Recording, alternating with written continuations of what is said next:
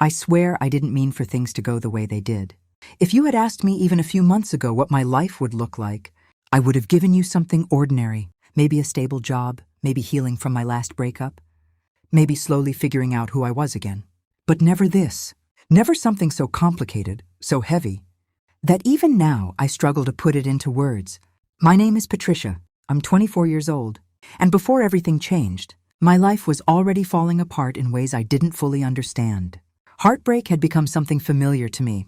Not the kind you see in movies where everything is dramatic and loud, but the quiet kind. The kind that creeps into your chest and settles there, making a home out of your doubts. I had been hurt before more than once. Each time I told myself I'd be stronger. Each time I believed I had learned something. But the truth is, every heartbreak took something from me. The last one didn't just hurt, it shattered something deep inside. He had promised me everything, a future, loyalty, love that would last. And then, just like that, he disappeared. 2 months of silence, of unanswered messages, of staring at my phone and wondering what I did wrong. And when he finally came back, it wasn't to fix things. It was to tell me he was engaged, as if I had meant nothing, as if everything we had shared was just something temporary to him. After that, I stopped trying. I told myself I was done with love, done with trusting people who only seemed to leave when I needed them the most. I built walls around myself, convincing myself that I didn't need anyone. But life has a way of testing the things you think you've already figured out. 8 months ago, my mother passed away.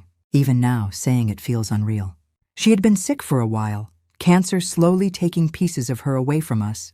But nothing prepares you for the moment when it actually happens. The moment when someone who has always been there suddenly isn't. I remember that morning too clearly. The hospital room was quiet, almost too quiet.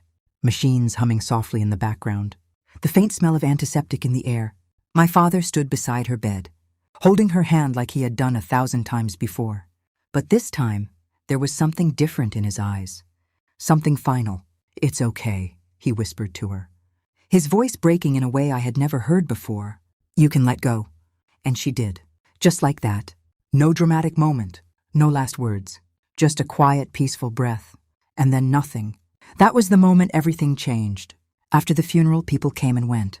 Relatives, neighbors, distant family members I barely recognized. They filled the house with soft voices and sympathetic looks, offering words that were meant to comfort, but felt empty. "She's in a better place. Stay strong.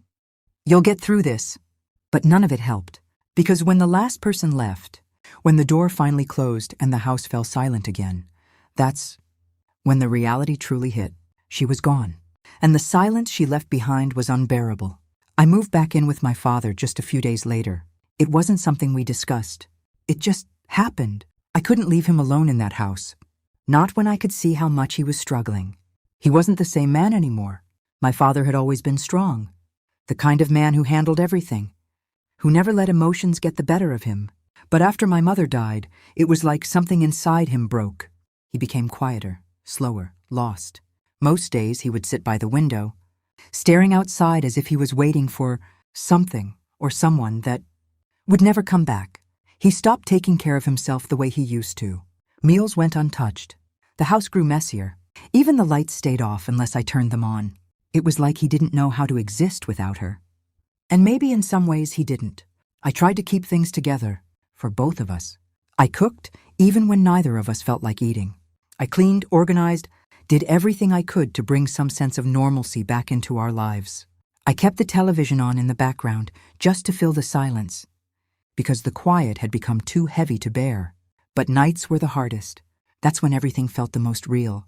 I would lie in bed, staring at the ceiling, trying to force myself to sleep. But more often than not, I couldn't, because through the walls I could hear him. Crying. Not loudly, not the kind of crying that demands attention. It was quiet, almost like he was trying to hide it. But that made it worse. There was something deeply painful about hearing someone you love break down in silence. I would lie there, clutching my pillow, feeling helpless, until one night I couldn't take it anymore. I got out of bed and walked down the hallway, my steps slow and uncertain. My heart was pounding, though I didn't know why. Maybe because I wasn't sure what I would find on the other side of that door. I didn't knock. I just opened it. He was sitting on the edge of the bed, holding a picture of my mother in his hands. His shoulders were slumped, his head slightly bowed. In that moment, he didn't look like the strong man I had always known. He looked broken. I didn't say anything. I just walked over and wrapped my arms around him from behind. For a second, he froze, like he wasn't expecting anyone to be there. And then slowly, he turned around and pulled me into an embrace. Tight, desperate, like he needed something to hold on to. He didn't say a word. He just cried, his face buried against my shoulder. And I held him, just like he had held me so many times when I was younger. We stayed like that for a long time. No words, just shared grief. I miss her too, I whispered eventually, my voice barely audible. He nodded, his grip tightening slightly. She was my everything. I pulled back just enough to look at him. His eyes were red, tired, filled with a kind of pain I couldn't fully understand. But there was something else there too, something deeper, a connection, raw and unfiltered. That night, I didn't go back to my room. I stayed. Not because anything was planned, not because anything inappropriate happened, but because neither of us wanted to be alone. I lay beside him, my head resting against his chest, listening to the steady rhythm of his heartbeat. It felt safe, familiar, like the world outside that room didn't exist. And for the first time since my mother passed, the silence didn't feel so overwhelming. That night became a turning point. Not in a dramatic way, not all at once, but something shifted. Slowly, almost without us realizing it, we started spending more time together, talking late into the night, sharing memories, laughing about small things that reminded us of her. He would tell me stories about when they first met, about how she used to burn food when she was learning to cook, about the time he proposed to her in the rain. And I would listen, smiling through tears, because those stories weren't just about her. They were about love, a kind of love I had never experienced. And somewhere along the way, something inside me began to change. At first, I didn't notice it, or maybe I just didn't want to. But it was there, in the way I lingered a little longer when he hugged me, in the way I looked for his approval, in the way his words seemed to matter more than anyone else's. It scared me, because I didn't understand it, and I didn't know how to stop it. So I did what anyone would do. I ignored it. I pushed it down, buried it under logic and reason, telling myself it was just grief, just loneliness, just two people trying to survive something unbearable. But deep down, I knew it was more than that. I just wasn't ready to face it yet. And maybe neither was he. That was the beginning. The quiet, unnoticed beginning of something that would eventually change everything. And at the time, I had no idea how far it would go. After that night in his room, things didn't suddenly become strange or uncomfortable. In fact, it was the opposite. Everything felt easier, too easy. We fell into a routine that made sense on the surface. We were just two people trying to heal. Two people trying to survive a loss that had taken the center of our world and left us standing in the aftermath. But grief has a way of blurring boundaries, and comfort can slowly turn into something else. At first, it was just small things. I started spending more time in his room, especially at night. It wasn't planned. It would just happen naturally. We'd be talking, and hours would pass without either of us noticing. Sometimes I'd sit on the edge of his bed. Sometimes I'd lie beside him, staring at the ceiling while we talked about nothing and everything at the same time. We didn't touch much, not at the beginning, but the closeness was there, constant, unspoken. He would tell me stories about my mom, stories I had never heard before. Not the kind parents usually share with their kids, but the kind you only tell someone who understands what love really feels like. The first time I saw her, he said one night, a faint smile on his face, I knew I was in trouble. I laughed softly. In trouble? Yeah, he nodded. Because I knew I'd never love anyone else the same way. There was something about the way he said it that stayed with me. Not just the words, but the feeling behind them. I remember asking him, do you think people get that kind of love more than once? He didn't answer right away. Instead, he looked at me, really looked at me, and for a moment, the air between us felt different. I don't know, he said quietly. I think it's rare. That answer stayed with me longer than it should have, because for the first time, I started questioning something I had never questioned before. What does love actually feel like? And why had I never experienced it the way he described? The more time we spent together, the more I began to notice things I hadn't noticed before. Not because they weren't there, but because I had never looked. The way his voice softened when he spoke to me. The way he always made sure I ate, even when he didn't feel like eating himself. The way he would notice small changes. If I looked tired, if I seemed off, if something was bothering me. He paid attention, in a way no one else ever had.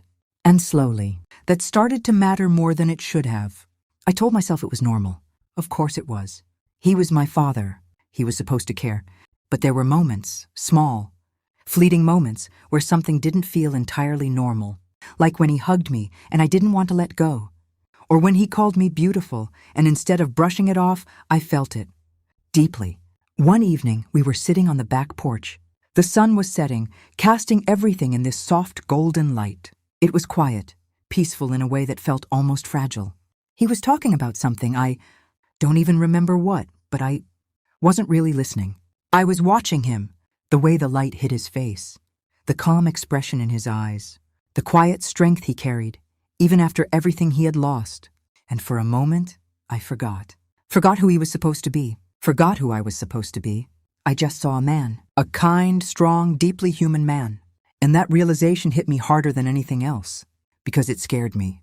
I looked away quickly, pretending to adjust my blanket, my heart racing for reasons I didn't want to understand.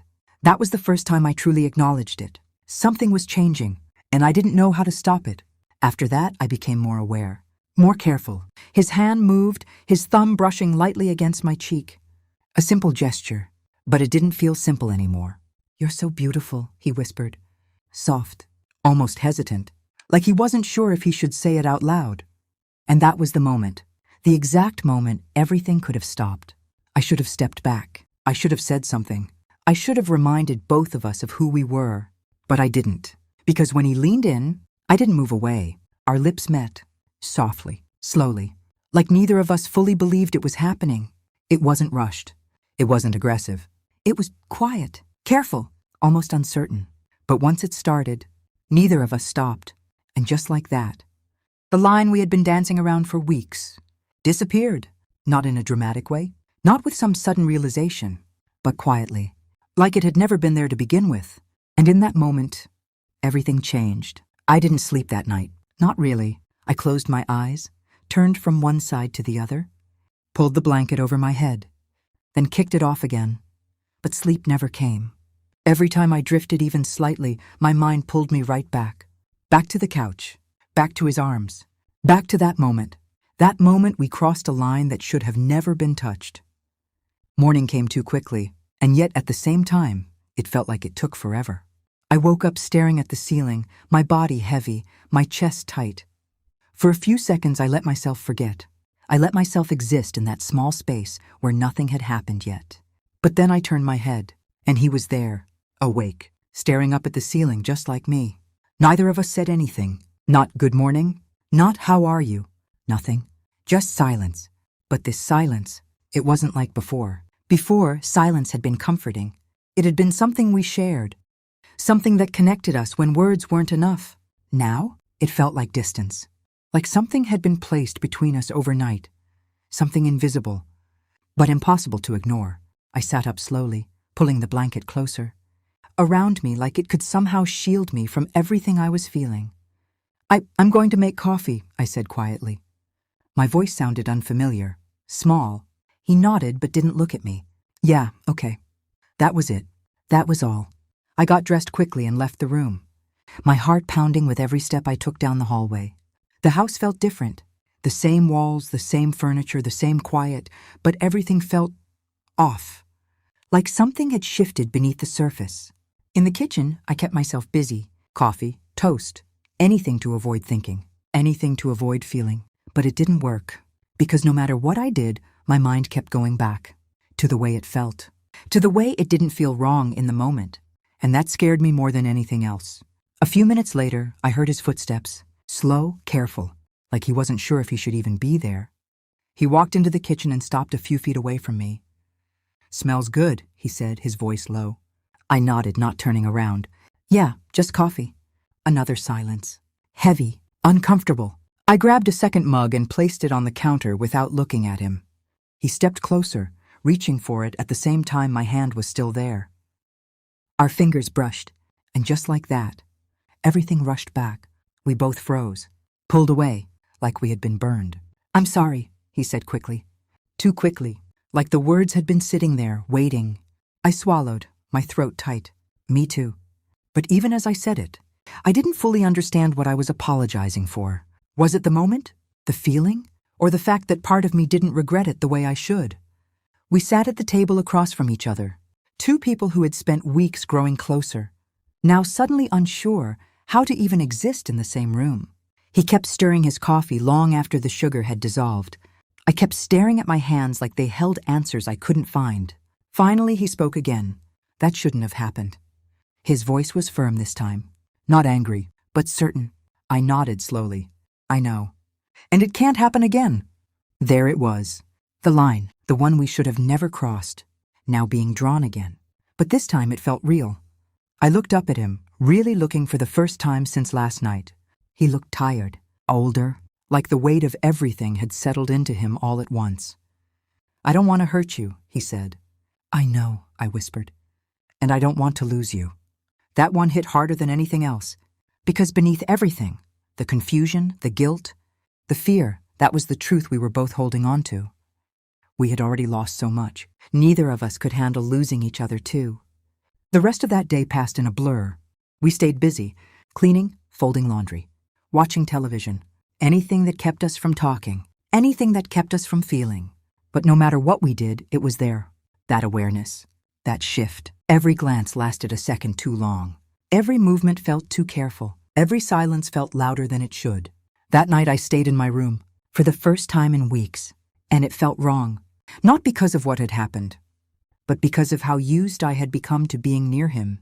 I lay in bed, staring at the ceiling, just like the night before. Only this time, the thoughts were different. Clearer, sharper, more painful. What had that moment really been? Was it love? No, it couldn't be. Love doesn't leave you feeling like this. So what was it? Grief? Loneliness? Two broken people reaching for something, anything that made the pain feel smaller? Maybe it was all of those things. Maybe it didn't matter what it was. Because the truth was simple. It couldn't happen again. Days turned into a strange kind of routine. We spoke. We laughed sometimes. We even shared meals like before. But there was always a boundary now. Unspoken, but understood. We didn't sit as close. We didn't linger. We didn't let things drift into that space again. And slowly, very slowly, things began to settle. Not back to normal, because normal didn't exist anymore, but into something stable, something safe. One evening, about a week later, we were sitting in the living room. The same place where everything had changed. The same couch. The same quiet. But this time it felt different. Not tense, not heavy, just calm. I've been thinking, he said. I glanced at him. About what? About us. About everything. My chest tightened slightly, but I nodded. Me too. He took a deep breath before continuing. I think we were both just hurting. I didn't interrupt. I lost my wife. You lost your mother. And somewhere in that, we leaned on each other in a way that got confusing. Confusing, that was one word for it. But that doesn't change what's right, he added. I looked down at my hands. I know. And I need to be your father, he said, his voice softer now. Not anything else. There was no hesitation in his words this time. No uncertainty, just truth. And for the first time since that night, I felt something shift inside me. Not fear, not confusion, but clarity. I nodded slowly. I need that too. We sat there for a moment, letting those words settle. And then carefully, like we were rebuilding something. Fragile from the ground up, he reached out and placed his hand over mine. Not the way it had been before. Not lingering, not uncertain. Just steady, safe. And this time, it felt right. I think we should talk to someone, he said after a moment. Like therapy? Yeah. I hesitated, not because I didn't agree, but because saying it out loud made everything real, made it something we couldn't just ignore or bury. But maybe that was the point. Okay, I said finally. Okay, that was the beginning of something new. Not perfect, not easy, but real. Healing didn't happen overnight. It didn't erase what had happened. It didn't make everything simple again. But it helped. Little by little, we learned how to grieve properly, how to separate loss from attachment, how to rebuild our relationship in a way that was healthy, appropriate, safe. There were hard days, days where the past felt too close, days where guilt crept back in. But there were also good days, days where we laughed again without hesitation, days where the house didn't feel so empty, days where I could look at him and see my father again. Not confusion, Not something blurred, just him. And me, where we were supposed to be. I won't pretend everything went back to the way it was before. It didn't. Some things change you. Some moments stay with you, no matter how much time passes. But they don't have to define you. That's what I learned. We are more than our worst moments, more than our mistakes, more than the things we wish we could take back. And sometimes, healing isn't about forgetting. It's about choosing to move forward anyway, together, the right way this time.